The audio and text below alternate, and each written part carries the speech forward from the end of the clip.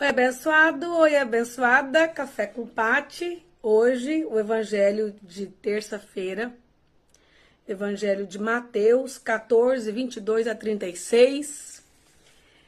Conta no evangelho, né, que ontem, depois da multiplicação dos pães, todos eles estavam saciados, né? E Jesus falou que os discípulos levassem o povo para um lado e que Jesus ia para o outro. E assim Jesus foi, porque Jesus queria ficar sozinho, né? Quando Jesus ficou sozinho ali, ele mandou que os discípulos fossem pescar e a barca ficou longe, longe, longe, longe. Jesus, depois de rezar na sua individualidade, saiu atrás dos discípulos, porém foi andando até eles sobre o mar.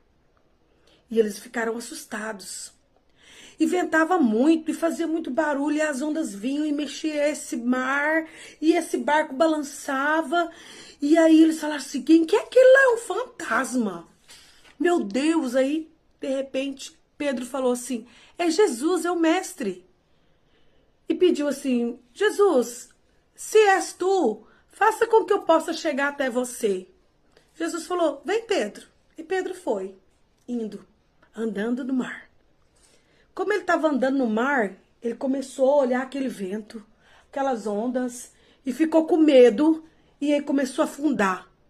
E pediu para Jesus assim: mestre, me ajuda!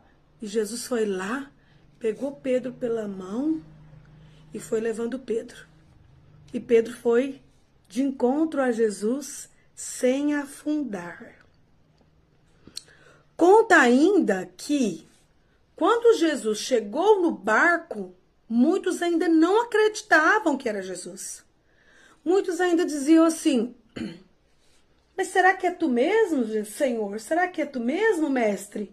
E ele falou: sim, sou eu, por acaso não reconheceis? E aí conta que mesmo diante da incredulidade deles, não acreditando que era Jesus, o barco continuou. Jesus chegou numa determinada cidade, que eu não me recordo o nome, eu não vou falar bobagem, mas Jesus chegou naquela cidade e o boato espalhou que Jesus estava lá, e foi para um contando para o outro, e de repente aquele monte de pessoas doentes, pessoas que precisavam de milagre, e aí falaram assim: ó, se a gente não conseguir falar com ele, mas que a gente pelo menos pegue na túnica dele, e que a gente vai ser curado, que a gente encoste na túnica dele. Aguarde que tem a segunda parte desse evangelho. Aguarde. Vem comigo para a segunda parte.